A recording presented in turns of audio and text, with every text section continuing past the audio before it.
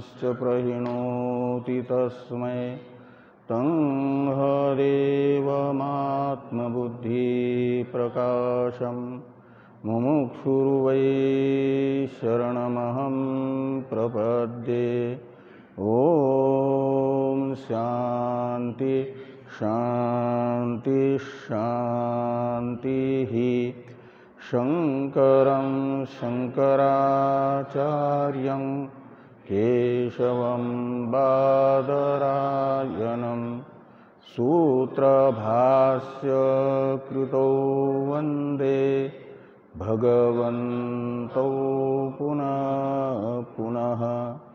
ईश्वरो गुरुरात्मेति मूर्तिभेदविभागिने व्योमवद्व्याप्तदेहाय दक्षिणामूर्तये नमः। ॐ शान्ति शान्ति शान्तिः।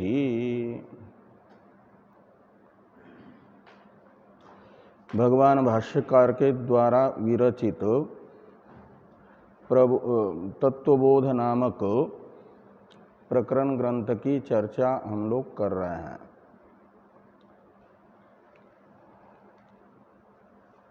उत्तरार्ध में 24 तत्वों की उत्पत्ति का प्रकार बता करके एक ही आत्मा में जीव के द्वारा औपाधिक जीव ईश्वर भेद की कल्पना की गई है। इसे भी भगवान भाष्यकार ने स एव जीव आत्मन्येव प्रकृत्या जीवेश्वर भेद दृष्टिम कल्पयति इस वाक्य से बताया। और कथम इति चेत इस प्रश्न वाक्य से जिज्ञासु ने एक प्रश्न किया कि कैसे जीव एक आत्मस्वरूप में जीव तथा ईश्वर के भेद की कल्पना करता है। जीवात्मा और ईश्वर के रूप में एक ही आत्मा का ग्रहण कैसे करता है। इस प्रश्न का उत्तर देते हुए कहा गया कि जीव का पहले स्वरूप है कि अविद्या उपाधि वाला जो आत्मा उसे कहा जाता है जीव। और अविद्या पदार्थ है प्रकृति की वह अवस्था विशेष जिसमें तमोगुण क्या नाम मलिन सत्व प्रधान होता है। सत्वगुण रहता है लेकिन तमोगुण तथा रजोगुण के प्रभाव में आने वाला सत्वगुण, और उसकी प्रधानता है प्रकृति के जिस अवस्था विशेष में, उस अवस्था विशेष को अविद्या कहा जाता है। और अविद्या शब्दित उस अवस्था प्रकृति की अवस्था विशेष रूप उपाधि है जब आत्मा की, तो आत्मा जीव कहलाता है। ये कहा गया कि अविद्या उपाधि सन आत्मा जीव इति उच्यते। और वही प्रकृति की जो अन्य अवस्था है जिसमें रजोगुण तमोगुण से अप्रभावित रहने वाला शुद्ध सत्वगुण होता है। तो शुद्ध सत्व प्रधान प्रकृति की अवस्था को कहा जाता है माया। और उस माया शब्दित अवस्था उपाधि वाले आत्मा को कहा जाता है परमेश्वर। तो ये अविद्या जो मलिन सत्व प्रधान प्रकृति की अवस्था है, माया जो शुद्ध सत्व प्रधान प्रकृति की अवस्था रूप उपाधि है, यह उपाधि वास्तविक किसे प्रतीत होती है? जीव को या परमेश्वर को? तो परमेश्वर को तो शुद्ध सत्व प्रधान अवस्था विशेष माया शब्दित उपाधि वाला होने पर भी अपना जो पारमार्थिक स्वरूप है वही मय के रूप में स्फुरित रहता है, बिना उपदेश के ही। ईश्वर तो सबके गुरु है न, ब्रह्म विद्या संप्रदाय करता है, उन्हीं से ब्रह्म विद्या का संप्रदाय प्रवृत्त होता है। और परमात्मा के पास जो ब्रह्म विद्या है वह उन्हें किन से प्राप्त हुई है?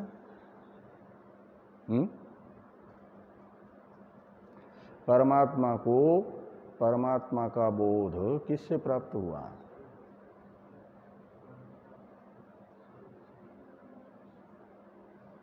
वो तो स्वयं ही हैं, स्वयं प्रकाश है ना। अज्ञान हो तो अज्ञान की निवृत्ति के लिए जो प्राप्त होने वाला वृत्त्यात्मक ज्ञान है उसकी आवश्यकता होती है।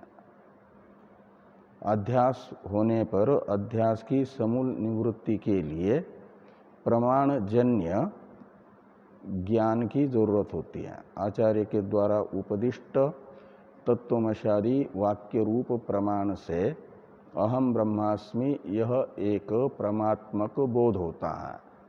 और इस बोध की आवश्यकता पड़ती है किसे? जिसके चित्त में सत्य भेद बुद्धि है। सत्य भेद बुद्धि का ही नाम है अध्यास। और उस अध्यास की निवृत्ति ब्रह्म ज्ञान से होती है। वो होने वाला ब्रह्म ज्ञान है, उत्पन्न होने वाला वृत्त्यात्मक ब्रह्म ज्ञान। पर तत्वम पदार्थ के एकत्व विषयक अहम वृत्ति का, साक्षात्कारात्मिका अहम वृत्ति का नाम है ब्रह्म विद्या। और वह वृत्त्यात्मक ज्ञान करता क्या है? समूल अध्यास को बाधित कर देता है, निवृत्त कर देता है। और ईश्वर के अंदर तो अध्यास है ही नहीं, इसलिए ईश्वर को ब्रह्मबोध किसी अन्य के द्वारा उपदिष्ट प्रमाण से प्राप्त करने की आवश्यकता नहीं है। ईश्वर को नित्य अपने स्वरूप का, अभेद का स्फुरन होता ही रहता है। और वे हैं ब्रह्म विद्या संप्रदाय के कर्ता। उन्होंने नारायणम पद्मभवम वशिष्ठम के अनुसार और यो ब्रह्मांडम विदधाति पूर्वम के अनुसार ब्रह्मा जी को कहो या हिरण्यगर्भ को कहो उत्पन्न करके ब्रह्मबोध प्रदान किया। वे द्वितीय आचार्य हैं। उनको तो उपदेशजन्य वाक्य से अहम ब्रह्मास्मि, उपदिष्ट वाक्य जन्य अहम ब्रह्मास्मि बोध होता है। और वहाँ से वो सब परंपरा चलती है फिर। लेकिन मूल जो हमारे हैं परमात्मा, वो स्वयं ही ब्रह्मरूप हैं। स्वयं प्रकाश होने से उन्हें, उनके पास किसी अन्य आचार्य से प्राप्त ज्ञान नहीं है। वे आदि आचार्य हैं। और फिर ये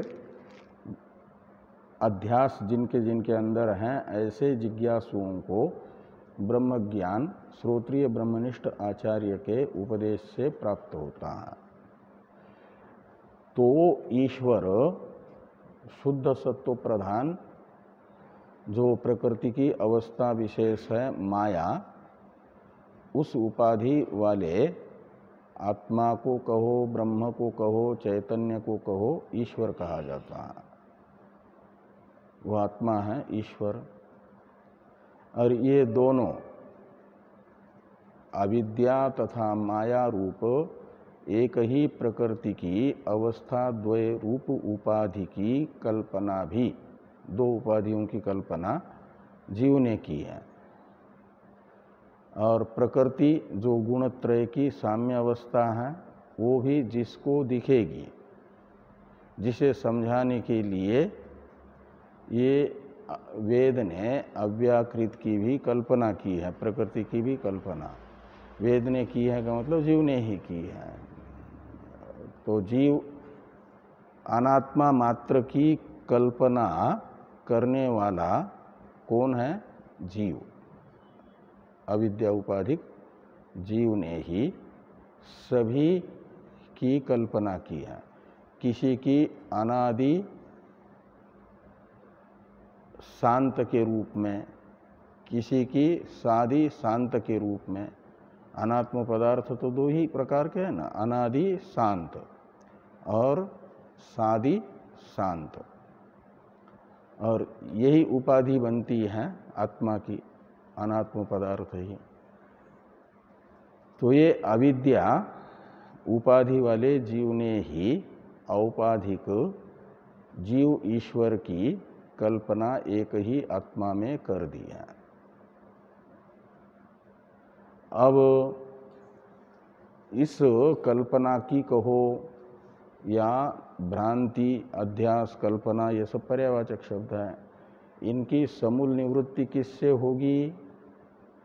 तो कहा जीव ईश्वर के एकत्व ज्ञान से, अभेद ज्ञान से। इसलिए जिज्ञासु को चाहिए, मुमुक्षु को चाहिए, अध्यास से जो मुक्त होना चाहता है, अध्यास ही बंधन है, और इस अध्यास रूप बंधन से हमेशा हमेशा के लिए जो मुक्त होना चाहता है, ऐसे मुमुक्षु को चाहिए कि वह जीव ईश्वर एकत्व विषयक साक्षात्कारात्मक ज्ञान प्राप्त कर ले, एकत्व बुद्धि प्राप्त कर ले। इसे कहा गया था तस्मात् कारणात् जीव एव ईश्वर, ईश्वर एव जीव इति इतर अभेद दृष्टिम जानीयात का मतलब प्राप्नुयात।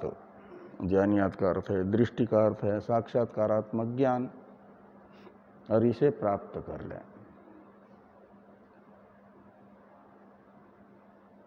और दृष्टि का विषय क्या है? इतरेतर भेद, अभेद, इतरेतराभेद। इतरेतर में इतर इतर शब्द से लेना जीव और ईश्वर को। अब एक शंका हो रही है जिज्ञासु के मन में। अपने मन में हुई शंका आचार्य के सामने जिज्ञासु इन शब्दों से रखते हैं। ननु साहंकारस्य किंचिज्ञस्य जीवस्य निरहंकारस्य सर्वज्ञस्य ईश्वरस्य च कथम अभेद बुद्धि स्यात् उभयोर विरुद्ध धर्माक्रांतत्वात् इति चेत। ये यहाँ तक जिज्ञासु ने आचार्य के सामने जो अपनी आशंका रखी उसका अनुवाद किया है उत्तर देने के लिए। ये कहते हैं, यानी जिज्ञासु के मन में ये शंका हो रही है, जीव और ईश्वर परस्पर विलक्षण विलक्षण धर्म वाले हैं। जैसे अंधकार और प्रकाश, इनका विलक्षण स्वभाव है ना, ऐसे जीव और ईश्वर का भी विलक्षण स्वभाव है, एक दूसरे के विरोधी धर्म वाले हैं।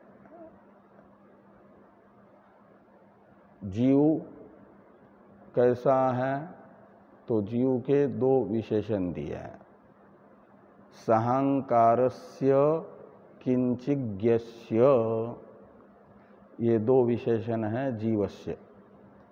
विशेष्य का वाचक पद है जीवस्य, विशेषण के वाचक हैं साहंकारस्य और किंचिज्ञस्य। ये दो पद जीव में दो विशेषताएं बताएगा, दो धर्म बताएंगे, दो विशेषण। साहंकार किसको कहते हैं? अहंकार के साथ ही हमेशा जो रहता है उसे कहा जाता है साहंकार। अहंकारेण सह तिष्ठति इति साहंकार। ऐसे साहंकार शब्द की व्युत्पत्ति होगी, जो अहंकार के साथ उत्पन्न हो, रहे, अहंकार के साथ ही रहें। बिना अहंकार के जीव होता ही नहीं है। जो अहंकार किसको कहते हैं? अहम वृत्ति को। लेकिन कैसी अहम वृत्ति? अहम अभिमान कहो, अहम वृत्ति कहो, जो अनात्मा उपाधि को आलम्बन करने वाली अहम वृत्ति, उसका नाम है अहंकार। सभी अहम वृत्ति को अहंकार नहीं कहते। अहम वृत्ति दो प्रकार की, एक अनात्मा को आलम्बन करने वाली अहम वृत्ति, उसे अहम अभिमान, अहंकार इस नाम से कहा जाएगा। और एक अहम वृत्ति है जो सच्चिदानंद आत्मा का बिना उपाधि का स्वरूप है, निरुपाधिक स्वरूप है, वो आत्मा का अपना निजी स्वरूप माना जाएगा। उसे आलम्बन करने वाली एक वृत्ति है अहम वृत्ति। उसे तो कहा जाता है प्रमा, साक्षात्कार, ब्रह्म विद्या। वो तो हमें वेदांत स्वाध्याय से प्राप्त करनी है। वह अहंकार की विरोधी है। कौन? सच्चिदानंद विषयनी अहम वृत्ति। और मैं सच्चिदानंद स्वरूप हूँ, ये उसका आकार है, स्वरूप है। और ये बोध परमात्मा को निरंतर रहता है, इसलिए वे हैं निरहंकार। ये मैं सच्चिदानंद हूँ, या तो यह क्या नाम अहम वृत्ति सच्चिदानंद को आलम्बन करके रहेगी, या तो सच्चिदानंद को भूल करके अनात्मा, जो शरीर त्रय कहो या पंचकोश कहो उपाधि, उनमें से किसी न किसी को आलम्बन करके रहेगी। तो पंचकोशों में से किसी न किसी कोश विशेष को आलम्बन करने वाली वृत्ति, जिसे अहम अभिमान कहा जाता है, अहंकार कहा जाता है, वह जीव में होता है। इसलिए जीव हमेशा अहंकार के साथ ही रहता है। चाहे जागृत अवस्था में रहे तो जागृत अवस्था में शरीर त्रय में से किसी को भी अहम वृत्ति का आलम्बन बना करके रहता है। स्वप्न में सूक्ष्म शरीर अंतःपाती जो प्रधान तत्व है मन, उसे और उस मन में उद्भूत वासना से प्रकट किए हुए स्वप्नकालीन कार्यक्रम संघात रूप अनात्म पदार्थ को आलम्बन करके रहता है। और सुषुप्ति में अविद्या को आलम्बन करके रहता है। ये चाहे सुषुप्ति में अहम वृत्ति का आलम्बन भूत जीव के अविद्या रूप कारण शरीर हो, अनात्मा है वो, चाहे स्वप्न में वासना में कार्यकरण संघात हो, वो भी अनात्मा है, और जागृत में व्यावहारिक सत्ता वाले शरीर त्रय हो, वे भी अनात्मा है। और इन अनात्मा में से ही किसी न किसी अनात्म विशेष को आलम्बन करके हमेशा अहम वृत्ति जीव की रहेगी तीनों अवस्थाओं में। इसलिए जीव हमेशा रहेगा अहंकार रूपा जो अहम वृत्ति है उसके साथ ही। इसलिए जीव का विशेषण बताया गया साहंकार एक। दूसरा विशेषण है किंचिज्ञस्य। किंचिज्ञ, इसमें किंचित शब्द है, वो किंचित शब्द का अर्थ है अल्प। किंचित यानी अल्प, तो किंचिज्ञ का अर्थ निकलेगा अल्पज्ञ, और किंचिज्ञ शब्द का अर्थ निकलेगा अल्पज्ञत्व रूप धर्म विशेष। साहंकार का अर्थ निकला अहंकार युक्तत्व, साहंकारत्व। तो साहंकारत्व तथा अल्पज्ञत्व इन दो धर्म से युक्त है जीव। जीव यानी अविद्या उपाधि चैतन्य, उसमें अविद्यारूप उपाधि के कारण साहंकारत्व है और अल्पज्ञत्व है। तो ये कहा साहंकारस्य किंचिज्ञस्य जीवस्य, ये जीव की दो विशेषताएं बताई। इस जीव की दो विशेषता से बिल्कुल विपरीत दो विशेषता वाला है ईश्वर। जीव की पहली विशेषता है साहंकारत्व, ईश्वर की विशेषता है निरहंकारत्व। साहंकारत्व और निरहंकारत्व इन दोनों में भेद है कि नहीं? वैलक्षण्य अंधकार और प्रकाश के तरह बिल्कुल विरोध है, वैपरीत्य है, वैलक्षण्य है।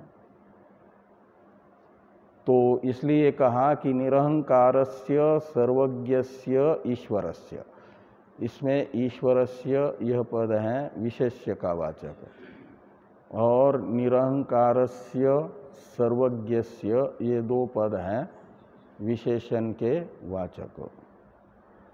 निरहंकारस्य ने बताया निरहंकारत्व रूप विशेषता वाला परमेश्वर है, और सर्वज्ञस्य इस विशेषण ने किंचिज्ञस्य इस विशेषण के द्वारा जीव में जो विशेषता बताई गई थी अल्पज्ञत्व,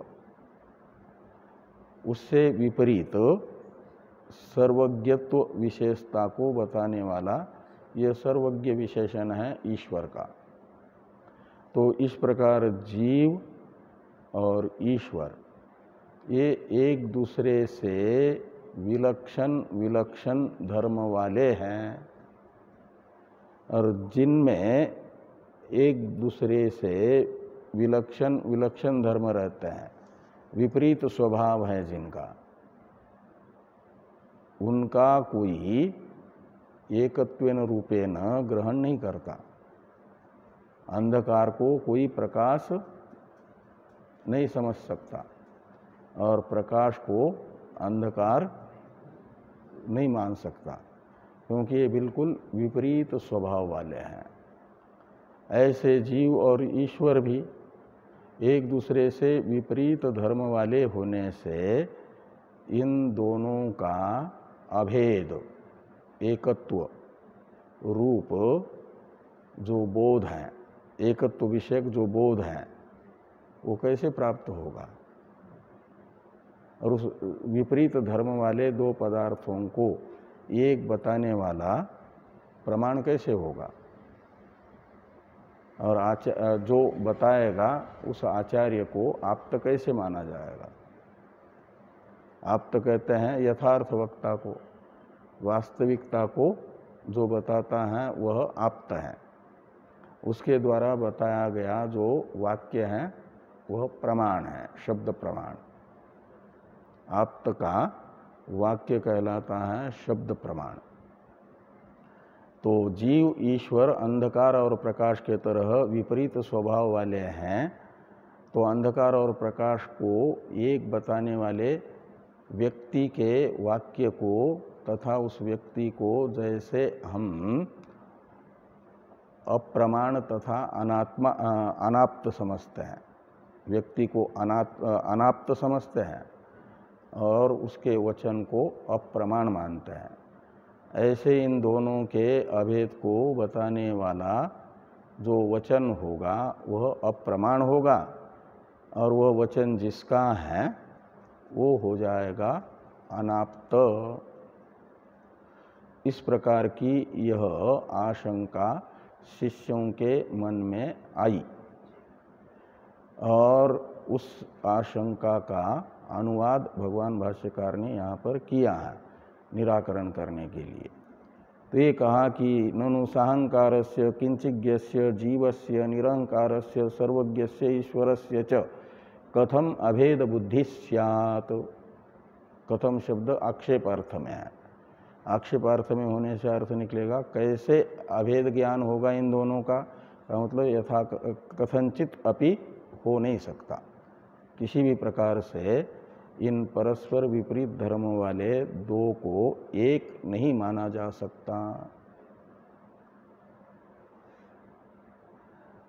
ऐसा क्यों? तो हेतु बता रहे हैं एक नहीं, एकत्व बुद्धि इनकी नहीं होगी। इसमें हेतु बताया जा रहा है उभयोर विरुद्ध धर्माक्रांतत्वात्। आक्रांत भयाक्रांत का अर्थ होता है भय युक्त, शोकाक्रांत का अर्थ होता है शोक युक्त। ऐसे धर्माक्रांत शब्द का अर्थ निकलेगा धर्मों से युक्त और धर्म का विशेषण है। कैसे धर्म से युक्त है? समान धर्म से युक्त नहीं है, अपितु विरुद्ध ये धर्म का विशेषण है। साहंकारत्व निरहंकारत्व किंचिज्ञत्व सर्वज्ञत्व रूप परस्पर विरुद्ध धर्म से युक्त होने से। कौन? तो कहते उभयो। तो उभय शब्द का ये उभय शब्द सर्वनाम है ना, इसका ये किसका परामर्शक बनेगा? जीव और ईश्वर का। उभयो हो जीवेश्वरयो हो, ऐसा समझना। जीव और ईश्वर ये दोनों परस्पर विपरीत धर्म से युक्त होने से उभयोर विरुद्ध धर्माक्रांतत्वात् का अर्थ निकलेगा। ये हेतु वाक्य है और आक्षेप वाक्य है। आक्षेप में हेतु बता रहा है कथम अभेद बुद्धि स्यात्। यह आक्षेप है का मतलब अभेद बुद्धि हो नहीं सकती, दोनों में अभेद बोध नहीं हो सकता परमात्मा का। इति चेत, इस प्रकार की आशंका यदि शिष्य करते हैं तो भगवान भाष्यकार कह रहे हैं कि न, इस न का अर्थ है इस प्रकार की आशंका नहीं करनी चाहिए। ये आशंका नहीं करनी चाहिए, ये न का अर्थ निकलेगा। इति न च आशंकितव्यम, ऐसा समझना। न का अर्थ इस प्रकार की आशंका मत करो। क्यों? कहते इसलिए कि स्थूल सूक्ष्म शरीर अभिमानी त्वम पद वाच्यो अर्थ उपाधि विनिर्मुक्तम समाधि दशा संपन्नम शुद्ध चैतन्यंच त्वम पद लक्ष्यो अर्थ। तो ये कहते हैं कि आप तो हैं आचार्य उद्दालक जी। श्वेत केतु को आचार्य उद्दालक जी ने छांदोग्य उपनिषद के 6ठ अध्याय में 9 बार तत्त्वमसि तत्त्वमसि इस महावाक्य का उपदेश किया है। इसे उपदेश वाक्य कहा जाता है। तो ये जो तत्त्वमसि वाक्य हैं, वाक्य किसको कहते हैं? पद समूह को वाक्य कहा जाता है। व्याकरण के अनुसार खाली पद समूह मात्र वाक्य नहीं है, अपितु एक तिंग वाक्यम, ऐसा पद समूह वाक्य कहलाता है जिसमें एक तिगंत पद हो। तिंग यानी तिंग क्या है? तिंग प्रत्याहार हैं। कितने हैं तिंग? 18। उनमें से 9 हैं परस्मय पद और 9 हैं आत्मनेपद संज्ञक। तो ये जो 18 प्रत्यय हैं इनकी तिंग संज्ञा होती है। जैसे सुप है 21, ऐसे 18 हैं तिंग। और ये सुप प्रत्यय या तिंग प्रत्यय जिसके अंत में हैं उनकी संयोगांतम क्या सुप्तिगंतम पदम, इस सूत्र से पद संज्ञा होती है। तो तिगंत पद कहा जाएगा इन 18 में से कोई न कोई एक तिंग शब्दित प्रत्यय अंत में है जिस पद के, उसे तिगंत पद कहा जाएगा। और वो तिगंत पद जिस वाक्य में होगा, जिस पद समूह में होगा, उसे कहा जाएगा वाक्य। उसे वाक्य कहते हैं। तिष्ठ ये वाक्य है कि नहीं? इसमें कितने पद हैं?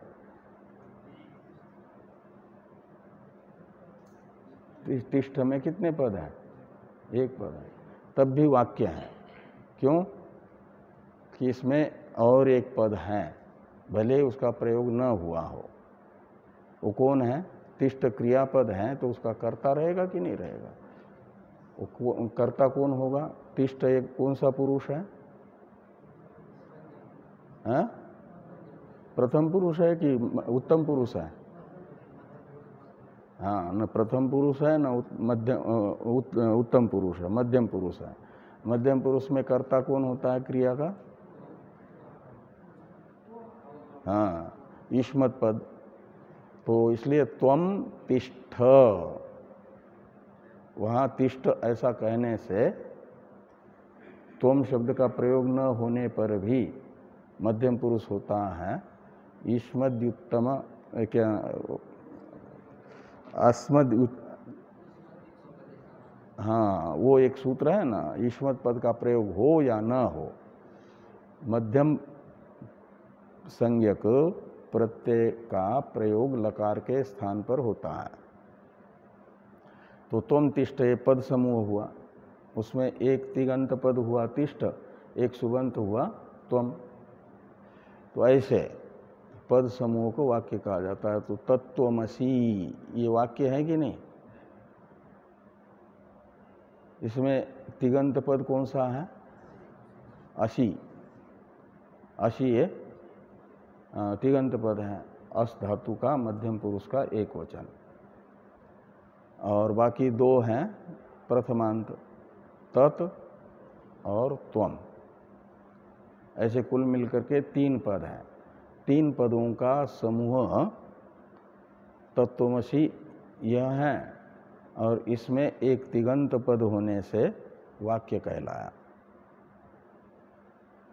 इनमें से जो एक नियम है कि वाक्यार्थ ज्ञाने पदार्थ ज्ञानम कारणम, वाक्यार्थ को समझने के लिए पदार्थ को समझना आवश्यक होता है। वाक्यार्थ का ज्ञान होगा तो पदार्थ का ज्ञान होता है। तो वाक्यार्थ कहलाता है कौन? वाक्यार्थ किसको कहते हैं? हाँ? वाक्यार्थ किसको कहते हैं? अभी इस महीने में भी 2-3 बार बताया है, अगस्त में जब से शुरू हुआ है, और पहले तो कई बार बताया। वाक्य में प्रयुक्त पदार्थों का जो परस्पर अन्वय है, अन्वय यानी संबंध, वो वाक्यार्थ कहलाता है। वाक्यार्थ कौन है? वाक्य में प्रयुक्त जो पद, उन पदों के अर्थों का जो आपस में संबंध बनेगा, उस संबंध का नाम है वाक्यार्थ। तत्त्वमसि इस वाक्य में प्रयुक्त जो पद, उन पदों के अर्थ का जो आपस में संबंध है, उसे कहा जाएगा वाक्यार्थ। तो त्वम पदार्थ और तत्पदार्थ, इन दोनों का आपस में जो संबंध बनेगा, उसे कहा जाएगा तत्त्वमसि वाक्यार्थ। त्वम पदार्थ तत्पदार्थ का परस्पर अन्वय वाक्यार्थ कहलाएगा। तो दो पदार्थों का आपस में संबंध समझने के लिए पहले उन पदार्थों को समझना पड़ेगा ना, पदार्थों को समझना पड़ेगा, तब जाकर के संबंध समझ में आएगा। इसलिए कहा कि वाक्यार्थ ज्ञाने पदार्थ ज्ञानम कारणम। तो पदार्थ हैं संबंधी और संबंध है वाक्यार्थ। वाक्यार्थ संबंध है और संबंधी है पदार्थ। तो इसमें त्वम पदार्थ और तत्पदार्थ, इन दोनों का जो आपस में संबंध बनेगा वाक्यार्थ कहलाएगा। पदार्थ भी दो प्रकार का होता है। पदार्थ कितने प्रकार का? एक वाच्यार्थ, दूसरा लक्ष्यार्थ। वाच्यार्थ और लक्ष्यार्थ। तो यहाँ पर किसी भी वाक्यार्थ को समझने के लिए सर्वप्रथम तो वाच्यार्थ को लेकर के ही उनका आपस में संबंध बनता है, यदि तो वो लिया जाता है। लेकिन वाच्यार्थ को ग्रहण करने से वाक्य का जो तात्पर्यार्थ है, वक्ता जिस संबंध को बताना चाहता है वो तात्पर्यार्थ हो जाएगा। वह अनुपपन्न हो। उपपन्न का अर्थ होता है सिद्ध, अनुपपन्न का अर्थ निकलेगा असिद्ध, सिद्ध न हो रहा हो। वाच्यार्थ को वाक्य में प्रयुक्त पदों के वाच्यार्थ का ग्रहण करके वक्ता का जो विवक्षित अर्थ है वह सिद्ध न हो रहा हो, निश्चित न हो पा रहा हो, तो क्या किया जाता है? फिर लक्षणा की जाती है। और वो लक्षणा से उपस्थित होने वाला जो अर्थ होगा उसे कहा जाता है लक्ष्यार्थ। शक्ति संबंध से उपस्थित होता है उसे शक्यार्थ। शक्यार्थ का ही दूसरा नाम है वाच्यार्थ, मुख्यार्थ, अभिधेयार्थ। शक्ति का दूसरा नाम है अभिधा। अभिधा कहो या शक्ति कहो। तो शब्द का अपने अर्थ के साथ जो संबंध है वो दो प्रकार का, एक शक्ति संबंध कहो और दूसरा लक्षणा। शक्ति संबंध से जो उपस्थित होता है उसे शक्यार्थ, वाच्यार्थ, अभिधेयार्थ, मुख्यार्थ, इन नामों से कहा जाता है। लक्षणा संबंध से जो अर्थ उपस्थित होता है उसे कहा जाता है लक्ष्यार्थ। लक्ष्यार्थ। तो ये जो तत्त्वमसि वाक्य में प्रयुक्त त्वम पद है, इस त्वम पद के भी दो अर्थ निकलेंगे, एक शक्यार्थ और दूसरा लक्ष्यार्थ। ऐसे तत्पद के भी दो अर्थ हैं, शक्यार्थ, लक्ष्यार्थ। तो यदि तत्पद और त्वम पद के शक्यार्थ का ग्रहण करके वक्ता को जो अर्थ बताना चाहता है वह विवक्षित अर्थ बता नहीं पा रहा है, सामने वाला ग्रहण नहीं कर पा रहा है, तो लक्षणा की जाती है। लक्षणा तीन प्रकार की।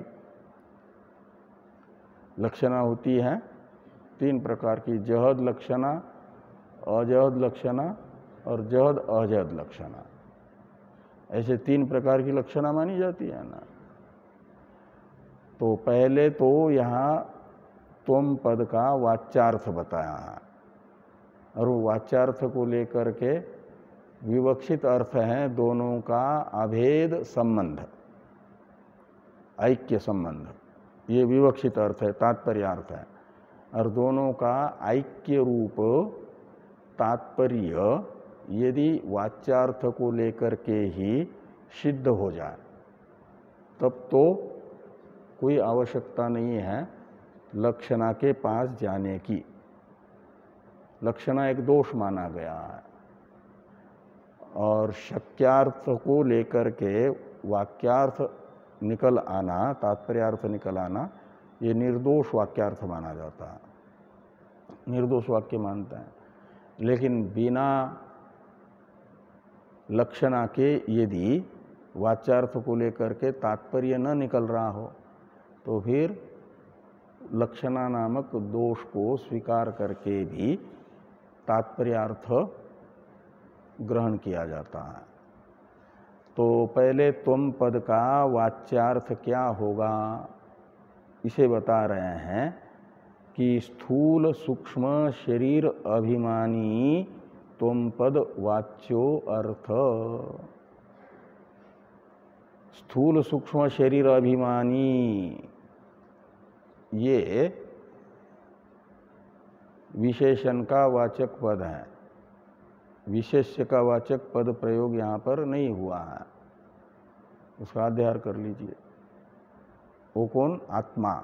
एक ही आत्मा में जीव और ईश्वर की कल्पना हुई है ना, और वो जीव ने की है, इसलिए आत्मा, ये आत्मा कहो या चैतन्य कहो, इसे विशेष्य के वाचक पद के रूप में लीजिए। तो जो स्थूल शरीर अभिमानी तथा सूक्ष्म शरीर अभिमानी यानी कार्यकरण संघात अभिमानी चैतन्य है, आत्मा है, वह त्वम पद का वाच्यार्थ है।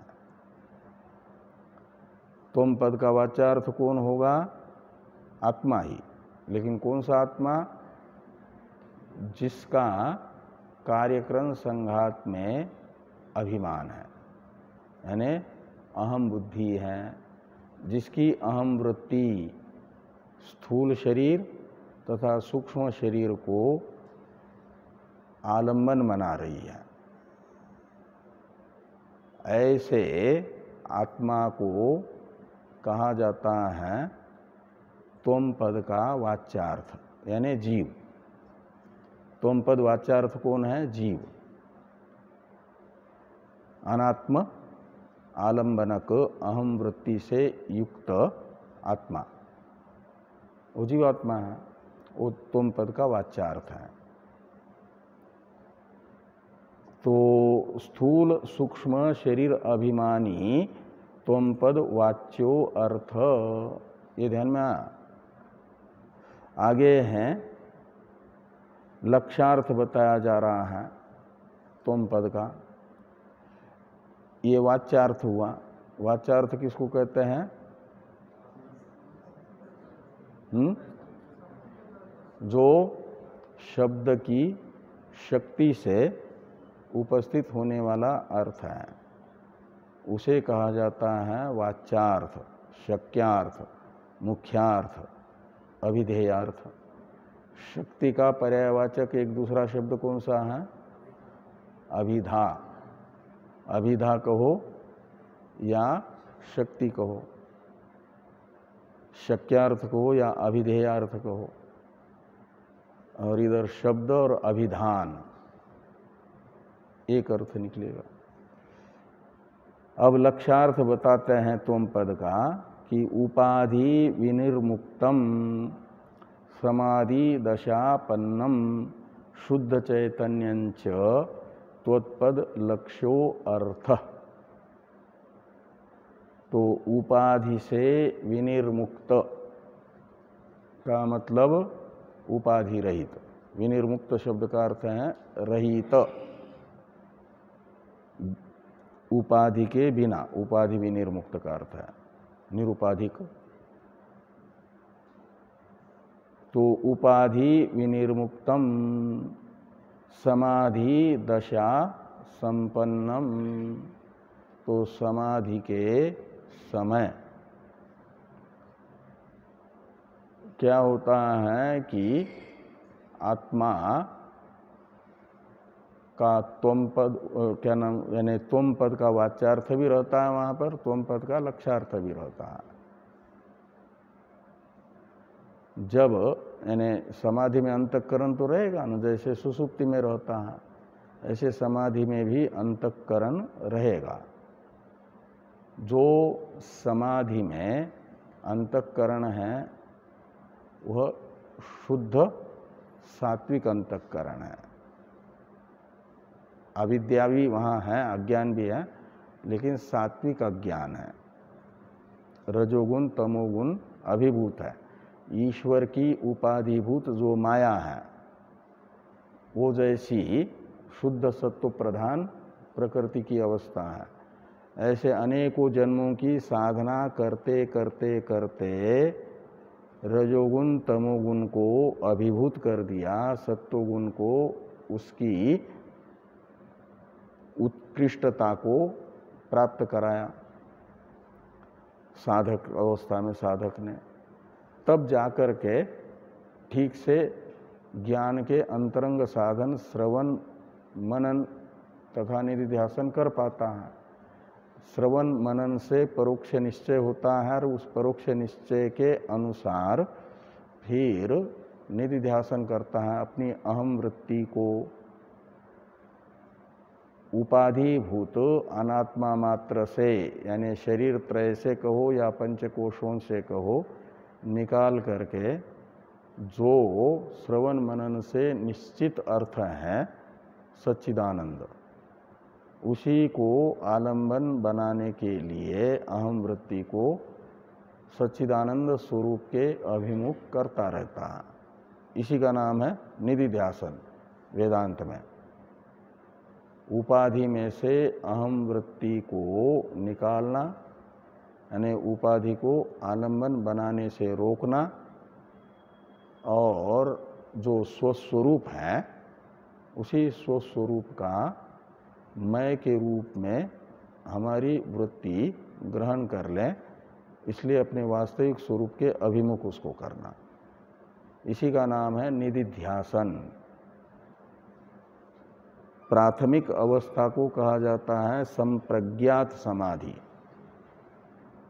उस समय तो थोड़ी देर के लिए आत्माभिमुख होगी, फिर पूर्वाभ्यास वशात अनात्मा की ओर जाएगी अहम वृत्ति। इसलिए सविकल्पक समाधि कहो, संप्रज्ञा समाधि कहो, सविचार समाधि कहो रहती है। और निधिध्यासन में साधक धैर्य रख करके निरंतर लगा रहता है, तो फिर धीरे धीरे वह परिपक्व अवस्था हो जाती है निधिध्यासन की। और निधिध्यासन की परिपक्व अवस्था में असंप्रज्ञात समाधि रहेगी। तो चाहे संप्रज्ञात समाधि हो या असंप्रज्ञात समाधि हो, असंप्रज्ञात समाधि को कहा गया निधिध्यासन की परिपक्व अवस्था। लेकिन वो निधिध्यासन भी परिपक्व अवस्थापन्न निधिध्यासन ज्ञान का साधन है, न कि ज्ञान। और अज्ञान की तथा चित्त की निवृत्ति होती है किससे? ज्ञान से। तो समाधि दशा में अहम ब्रह्मास्मि ऐसा साक्षात्कार रूप ज्ञान नहीं है, हमारी अपनी